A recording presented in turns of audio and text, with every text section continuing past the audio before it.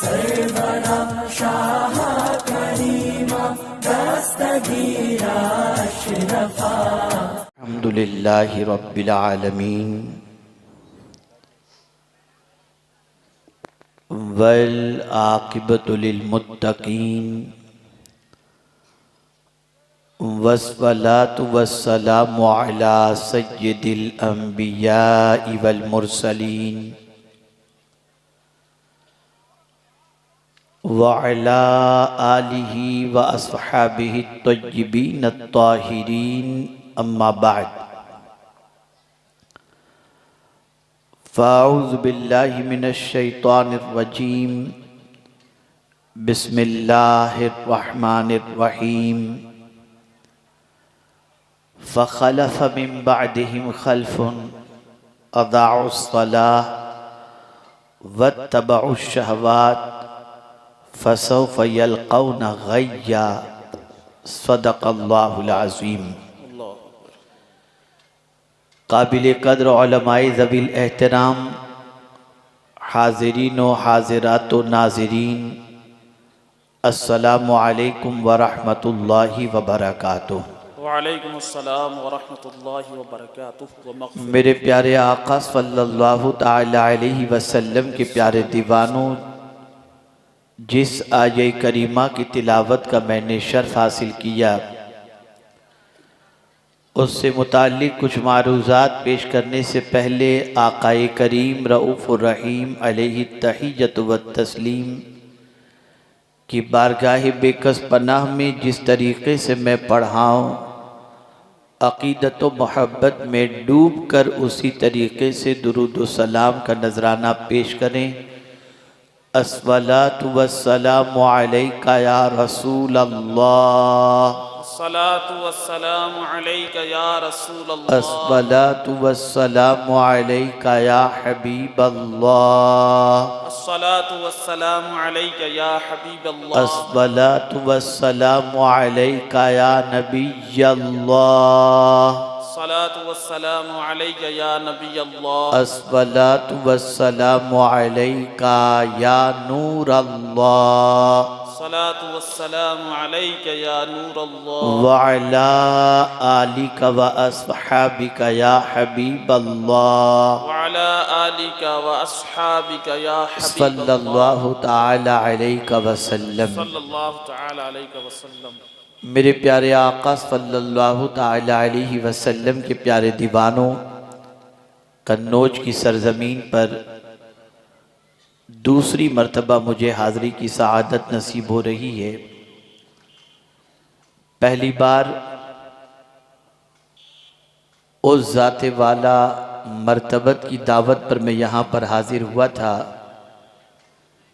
जिनकी दीनी खिदमात का यहाँ का ज़र्रा ज़र्रा गवाह है। बेशक जिनकी सादगी, जिनका इखलास, जिनका दर्द व सोज़, जिनकी मिल्लते इस्लामिया के सिलसिले में फ़िक्र और नौजवानाने मुस्लिम की बेराह रवी से मुताल्लिक़ बेचैनी ने न जाने कितनी ज़िंदगी के अंदर इनकलाब पैदा किया। बेशक बेशक। और बेशुमार ऐसी ख़वातीन जिनकी ज़िंदगी खातून जन्नत के रास्ते पर न चलती थी, उनकी काविशों ने उन बच्चियों को सही मानों में कनीज़े फ़ातिमा बना दिया। बेशक बेशक, सुभान अल्लाह। बेशक उनकी कमी का एहसास हो रहा है। मेरे उनके बड़े गहरे ताल्लुक़ थे।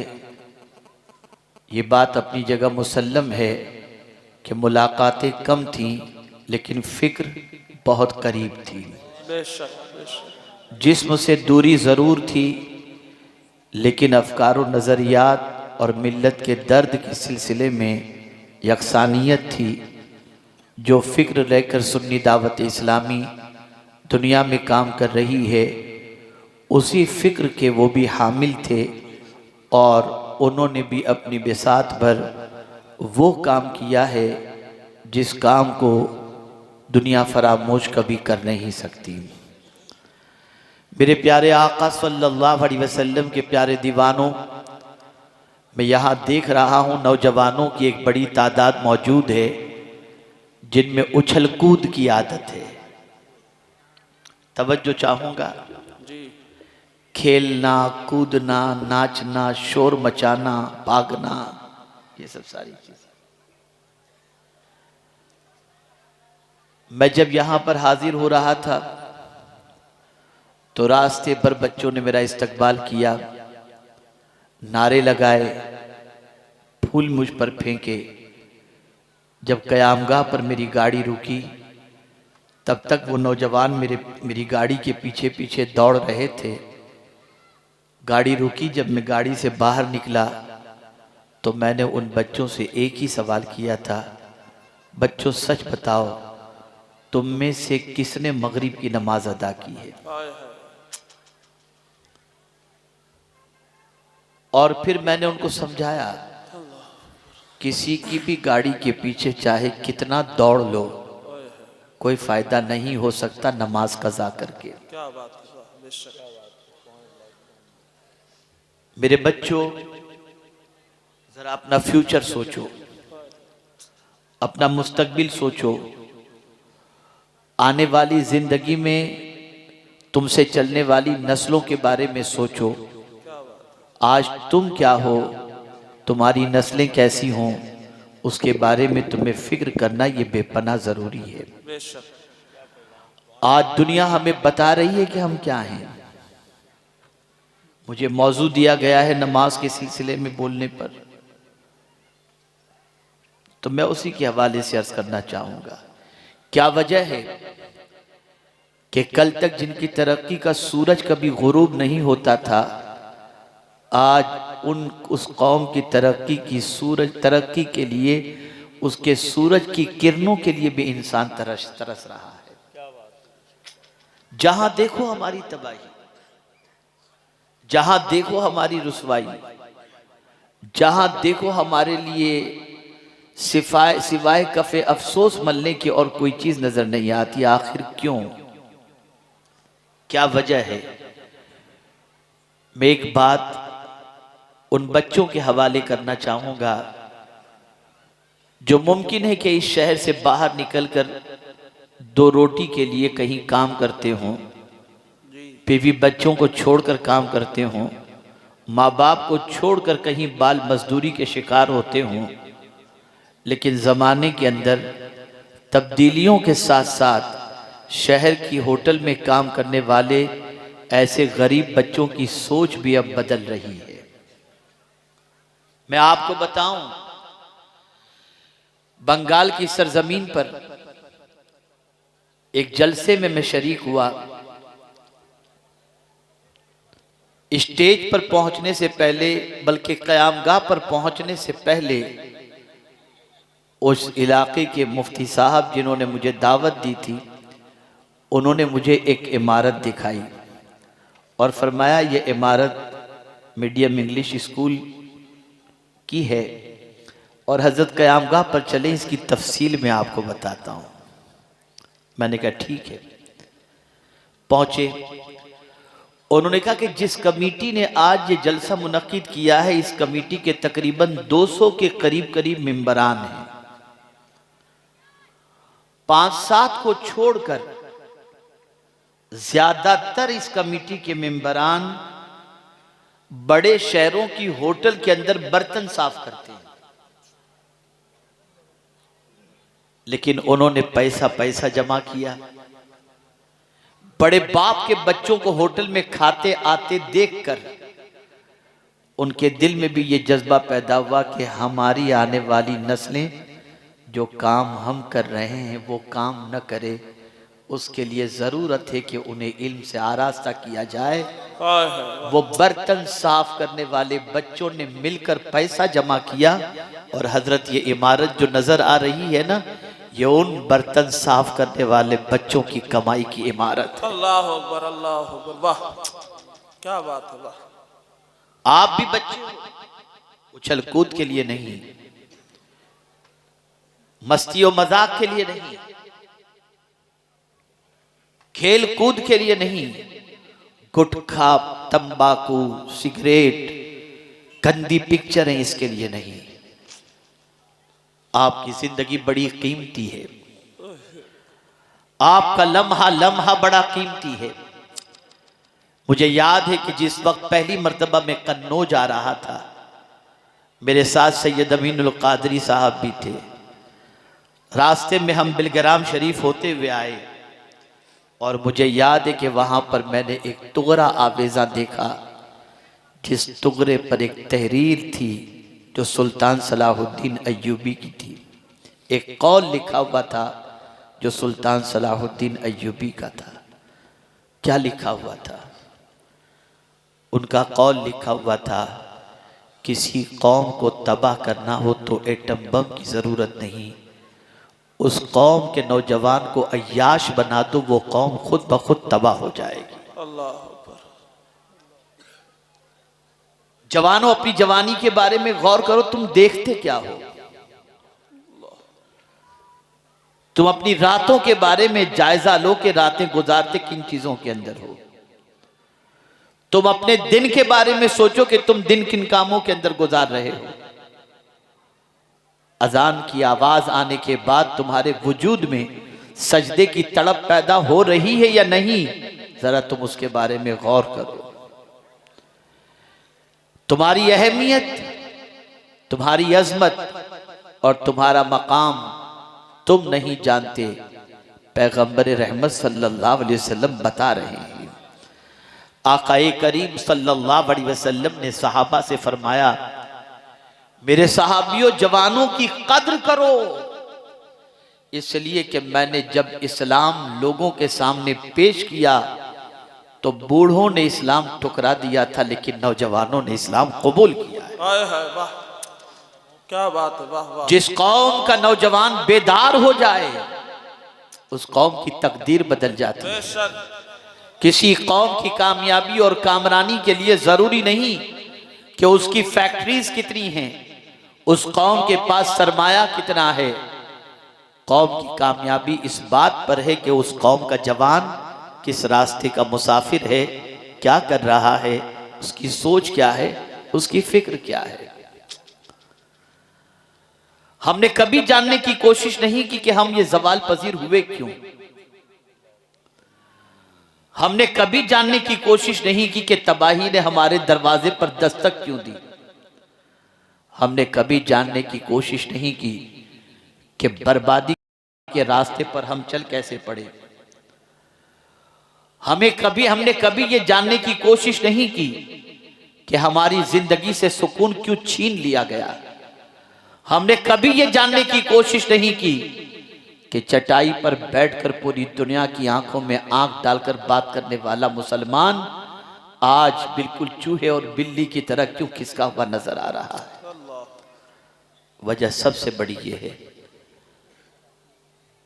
कि जब तक हम खुदा से डरते थे हमें इज्जत मिली, जब खुदा से डरना हमने छोड़ दिया तबाह हुए, बर्बाद हुए और जवाल पजीर हुए। कुरान ने उसको मेंशन किया है और कुरान का ये उस्लूब है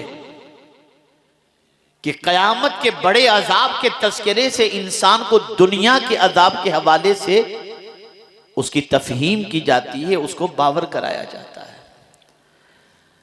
आज मुझे नमाज के हवाले से आपको बताना है, मस्जिद के दरवाजे के करीब बैठे हुए होने के बाद अजान की आवाज सुनकर जैसे शैतान भागता है, ऐसे मुसलमान मस्जिद के करीब रह करके भागता दिखाई देता है, मस्जिद में जाता दिखाई नहीं देता।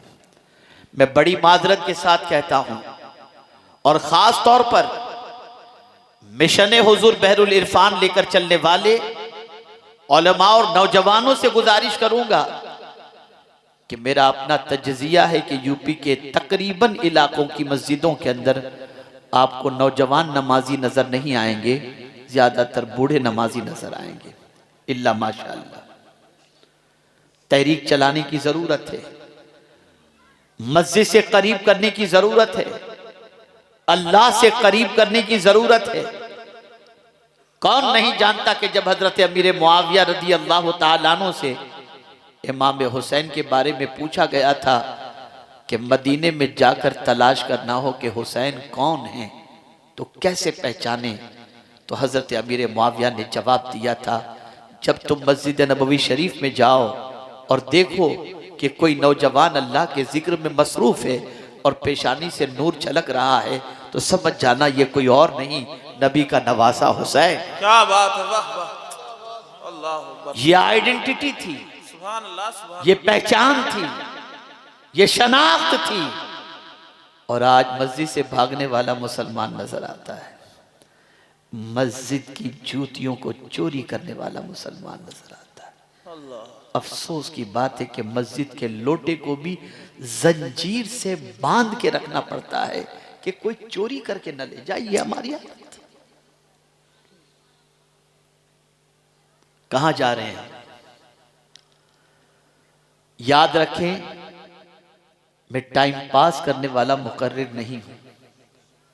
मैं हमेशा अपने बारे में यह कहा करता हूं, कोशिश करता हूं अल्लाह की तौफीक से कि जिस तरीके से ऑपरेशन थिएटर के अंदर सर्जन जब किसी की सर्जरी करता है तो मरीज के रिश्तेदार को भी ऑपरेशन थिएटर में आने की इजाजत नहीं होती, इसलिए कि चीर फाड़ के वक्त वो चीखम चिल्ली न करे, ऑपरेशन सही तौर पर कामयाब हो। इसलिए मैं हमेशा ही कोशिश करता हूँ कि जब मैं गुफ्तगू करूँ उस वक्त खामोशी और यकसुई हो, ताकि मैं जो फिक्र देना चाहता हूँ और जो दिमाग की गंदगी को साफ करके दिलो दिमाग के अंदर मुस्तफ़ा की मोहब्बत का नूर पैदा करना चाहता हूँ, जलाना चाहता हूँ, वो मैं जला सकूँ। वक्त ज़्यादा नहीं लूँगा, कम इल्म हूँ, ज़्यादा मेरे पास मवाद भी नहीं कि मैं बहुत लंबी तकरीर कर सकूँ, लेकिन आइए मैं आपकी फ़िक्र को थोड़ी सी दुरुस्त करूँ। लेकिन अगर आप रस्मी तौर पर आए हैं, चलो ज़रा चल कर देखें क्या होता है, घूम लें, मिल लें, कर लें, तो अलग बात है। लेकिन अगर आप इस नीयत से आए हैं, सीखेंगे, समझेंगे, अमल करेंगे, दुनिया भी संवारेंगे और आखिरत भी संवारेंगे, तो पूरी तवज्जो के साथ समाअत फरमाएं। तवज्जो क्यों ज़रूरी है? बड़ी अहमियत है तवज्जो की। अगर कोई यूं ही दुरूद शरीफ पढ़े तो फरिश्ते उस दुरूद को हुजूर की बारगाह में पेश करते हैं, लेकिन अगर कोई पूरी तवज्जो के साथ मोहब्बत से दुरूद पढ़े तो मुस्तफ़ा प्यारे खुद उसके दुरूद को सुन लिया करते। क्या बात है, वाह, सुभान अल्लाह, सुभान अल्लाह। तवज्जो से सुने।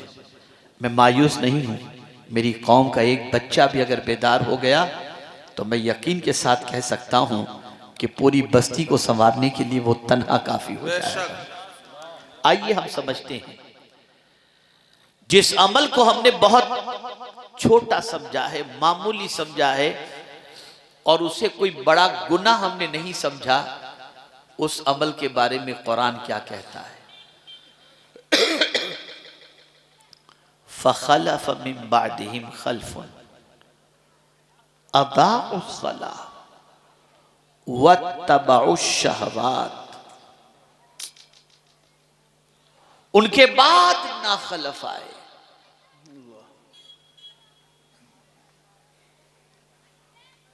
वो कौन है नाखलफ? नाफरमान, आबा नमाजी, अंबिया किराम अलैहिमुस्सलातु वस्सलाम नमाजी, लेकिन उनके बाद जो कौम आई, जो लोग आए, उनकी सिचुएशन क्या? फ़ख़लफ़ मिन बअदिहिम ख़ल्फ़ुन अदाउस्सलाह, वो नमाज ज़ाय करते थे। मैं पूछूंगा, आप जवाब देंगे, क्या ज़ाय करते थे वो? नमाज। बोलिए ताकि याद रह जाए, क्या ज़ाय करते थे? नमाज ज़ाय करते थे। नमाज ज़ाय करने से क्या मुराद है? एक मुराद तो यह है कि नमाज छोड़ देना मुतलक, दूसरा मुराद यह है कि नमाज के वक्त के गुजरने के बाद उसको पढ़ना, और तीसरा यह है कि नमाज का वक्त गुजरने के करीब करीब है तब पढ़ना, और एक मुराद ये भी है कि नमाज को उसके शराइत, कवानीन और ज़वाबित के बगैर पढ़ना, बस यूं ही पढ़ लेना। अब जो शख्स कंप्लीट नमाज कज़ा करता है, मुतलक नहीं पढ़ता, उसके बारे में आकाए करीम सल्लल्लाहु ताला अलैहि वसल्लम ने इरशाद फरमाया, जो शख्स जानबूझ करके एक वक्त की नमाज कज़ा करे, उसका नाम जहन्नम के दरवाजे पर लिख दिया जाता है। अल्लाह अल्लाह। नमाज कज़ा करना कोई मामूली गुनाह नहीं, नमाज को छोड़ देना कोई मामूली गुनाह नहीं। नमाज की अहमियत को समझना हो तो इससे समझो, रोजे का हुक्म अल्लाह ने वही इलाही के जरिए दिया, बेशक वाह। हज का हुक्म वही इलाही के जरिए दिया, ज़कात का हुक्म वही इलाही के जरिए दिया।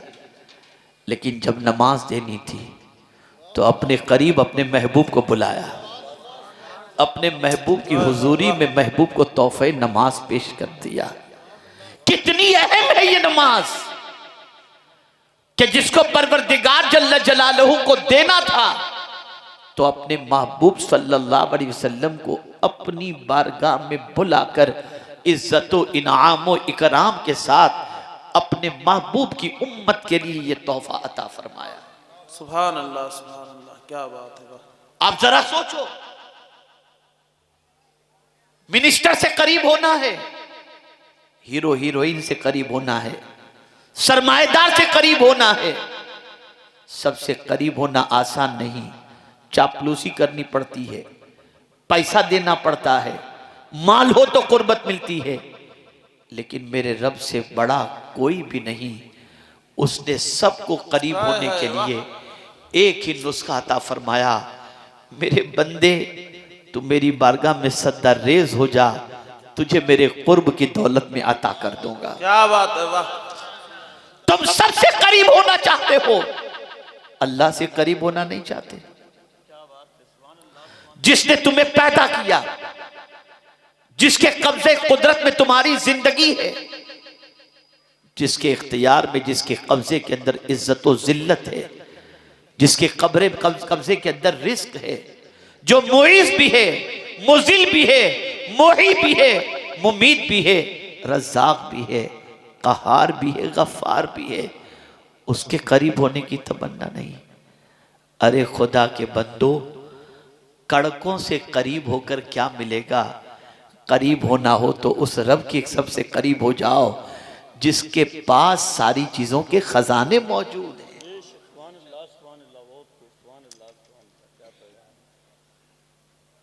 नमाज हर मुसीबत का इलाज। वो कौन सी मुसीबत है जिसके लिए अल्लाह ने नमाज नहीं रखी, अल्लाह के रसूल ने नमाज की तालीम नहीं दी? बारिश न हो, नमाज इस्तिस्का अदा करो।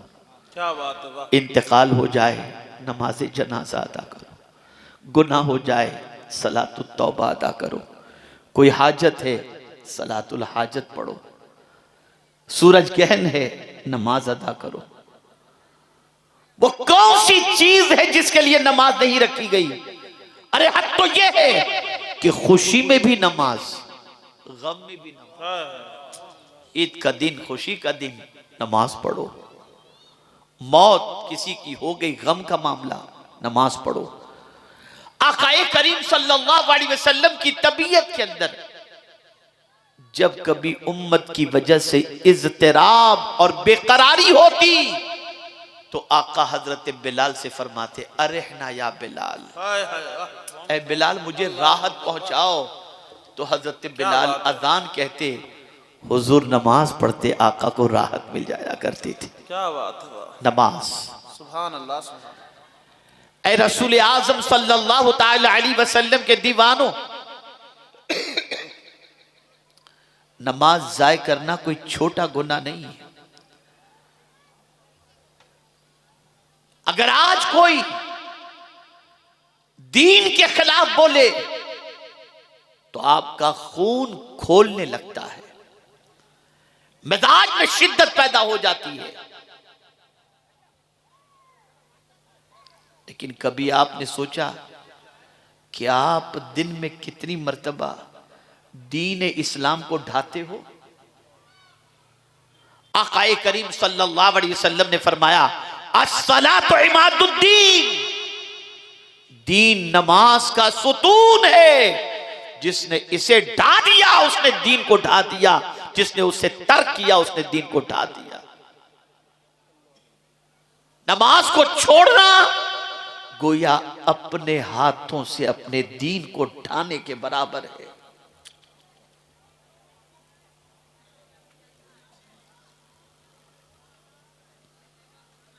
ऐ रसूल आजम सल्लल्लाहु ताला अलैहि वसल्लम के दीवानों, जिस गौसु सकलैन रदी अल्लाहुल मौला तबारक व तआला अन्हु की मोहब्बत का हम दम भरते हैं और मुश्किल में जिनको याद करते हैं, उस गौसे पाक की शान तो ये कि मां के पेट से पैदा हुए तो वली बनकर के पैदा हुए, शिकम में मादर से 17 पारे के हाफिज बनकर पैदा हुए, मादर जाद वली पैदा हुए। लेकिन फिर भी आलम यह है कि 40 साल तक इशा के वजू से उन्होंने फज्र की नमाज अदा फरमाई, 40 साल तक। और उनका मानने वाला फज्र की नमाज भी फज्र के वजू से नहीं पढ़ता और इशा की नमाज भी इशा के वजू से पढ़ने के लिए तैयार नहीं। गौसे पाक फरमाते हैं, बेनमाजी मर जाए तो उसे मुसलमानों के कब्रिस्तान में न दफनाया जाए। अल्लाह। आप जानते हैं रसूल आजम सल्लल्लाहु अलैहि वसल्लम के दौरे पाक के अंदर मुसलमान और काफिर के दरमियान फर्क क्या चीज थी? कैसे पहचाना जाता कि ये मुसलमान है और ये काफिर? एक ही अलामत थी उस वक्त। अगर किसी को नमाज पढ़ते देखा जाता तो सहाबा समझ जाते कि ये मुसलमान है, और कोई नमाज न पढ़ता होता तो सहाबा समझ जाते थे कि ये काफिर है। आकाए करीम सल्लल्लाहु अलैहि वसल्लम ने फरमाया, मन तरकस सलात मुतअम्मिदन फक़द कफर, जिसने जानबूझ करके एक वक्त की नमाज कज़ा की उसने कुफ्र किया। नमाज अफजलुल इबादात है। जिस माल के कमाने की खातिर, जिस ऐशो इशरत की खातिर,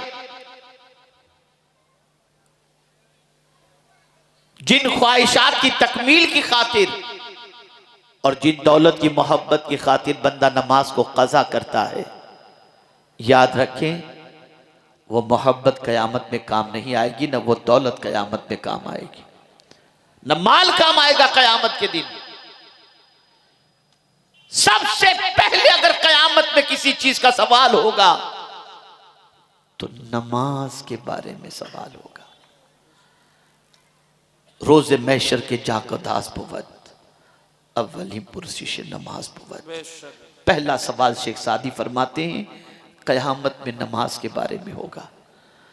वो कौम जो इमाम हुसैन के नाम पर मर मिटने का दावा करती है और उनकी शहादत के वाकयात को सुनकर आंसुओं का खराज पेश करती है, आज तक उस कौम के अंदर हरकत पैदा नहीं हुई कि जिस हुसैन ने सजदे में जान दे दी, हम भी कम से कम उस सजदे की तरफ अपने कदम को तो बढ़ाएं। चेंज करो अपनी सोच को, बदलो अपनी फिक्र को, बदलो अपने नजरियात को। कुरान कहता है बाद वाले नाखलफ वो थे जिन्होंने नमाज ज़ाय की। आज देख लीजिए, असलाफ की जिंदगी का जायजा लीजिए, उनकी जिंदगी में नमाज किस तरीके से नजर आती है। हद तो यह है कि नमाज के लिए ट्रेन छोड़ देते हैं, नमाज के लिए काम छोड़ देते हैं, नमाज के लिए सारी चीजें छोड़ देते हैं। अल्लाह अकबर। मेरे प्यारे आका सल्लल्लाहु अलैहि वसल्लम के प्यारे दीवानों, एक बात आपकी समातों के हवाले करना चाहता हूं। मेरे एक दोस्त जो पहले तुर्की में रहते थे, अब कहीं और रह रहे हैं, उन्होंने मुझे एक वाकया बताया। उनके चेहरे पर मुकम्मल दाढ़ी माशाअल्लाह यकमुश्त, फ्लाइट में सफर कर रहे थे। उनके बाजू की सीट पर एक यहूदी बैठा हुआ था। यहूदी ने उनके चेहरे पर दाढ़ी देखकर समझा ये कोई मौलाना होंगे। उसने उनसे पूछा, मौलाना, मुसलमानों का कितना परसेंटेज 5 वक्ता नमाजी का है? जितनी मुसलमानों की तादाद है उसमें से कितने लोग 5 वक्त की नमाज पढ़ते हैं? तो उस व्यापारी ने जवाब में कहा 40-50%। कहा नहीं, ये तो आप गलत कह रहे हैं, इतने तो नहीं पढ़ते, 15-20% पढ़ते होंगे। तो उन्होंने बात सुनी अनसुनी कर दी। फिर उसने दूसरा सवाल किया, मौलाना ये बताइए जमात के साथ कितने लोग पढ़ते हैं? अल्लाह अकबर। उसका जवाब भी वो इत्मीनान बख्श न दे सके। फिर तीसरा सवाल उसने किया, फज्र की नमाज कितने लोग पढ़ते हैं? उसने जवाब में कहा कि 5-7%। कहा नहीं। फिर उससे नहीं रहा गया मुसलमान से, तो उसने उस यहूदी से पूछा, तू यहूदी है, मुसलमानों के नमाज पढ़ने के बारे में सवाल क्यों पूछ रहा है? उसने जवाब में कहा, यही तो हमारा नापने का मेयार है। इसलिए कि जो कौम अपने नबी की मोहब्बत में नींद कुर्बान न कर सकती हो, वो जान क्या खाक कुर्बान करे। अल्लाह अकबर, क्या बात है, वाह। इसलिए हम मुतमईन हैं। अल्लाह। अभी हमारे भाई एक नारा लगा रहे थे, बच्चा बच्चा कुर्बान। क्या कुर्बान?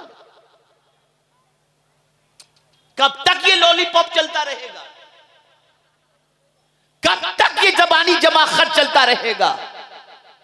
टाइम कुर्बान नहीं करते हो, पैसा कुर्बान नहीं करते हो, आराम कुर्बान नहीं करते हो, और दावा कर रहे हो जान कुर्बान करने का।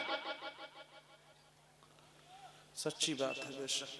जिस रसूल की आंखों को ठंडक नमाज से मिलती हो, उस रसूल की आंखों को ठंडक पहुंचाने का तुम्हें ख्याल तक नहीं।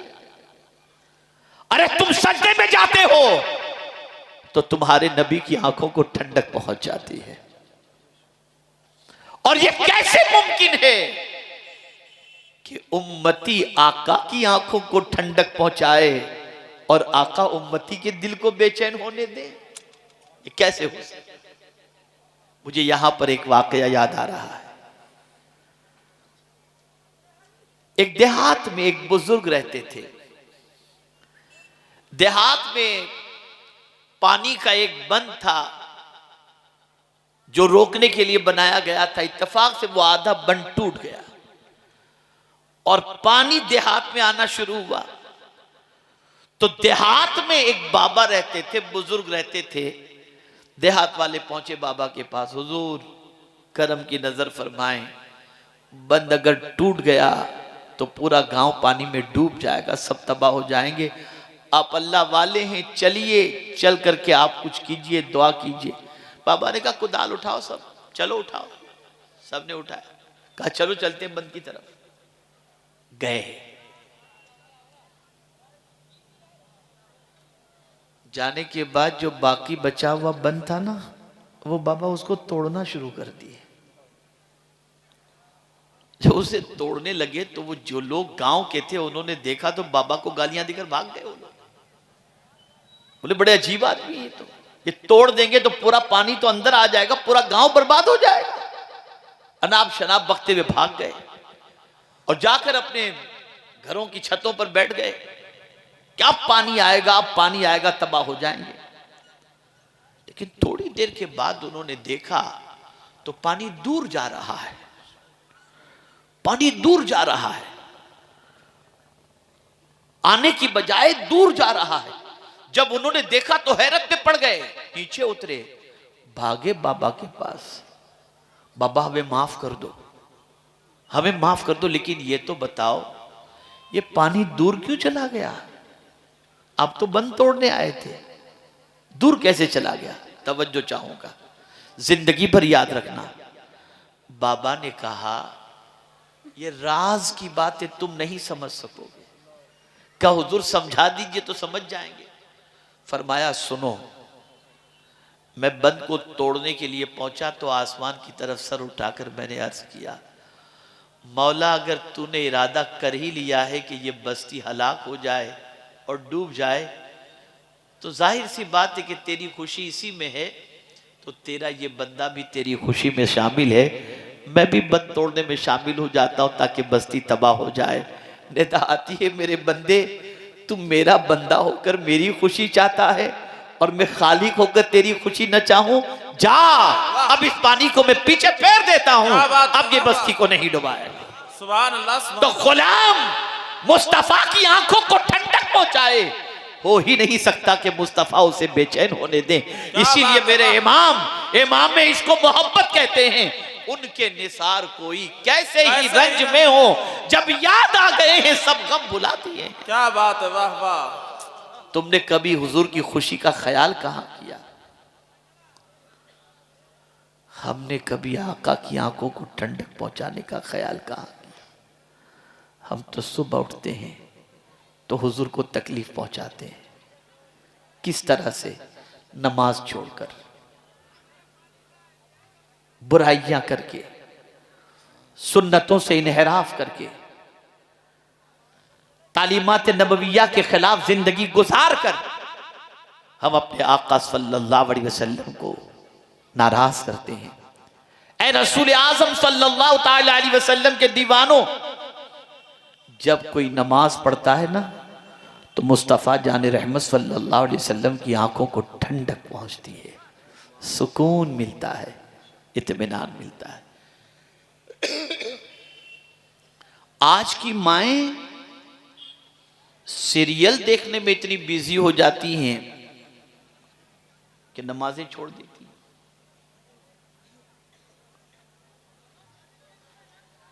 और दावा खातूने जन्नत की कनीज होने का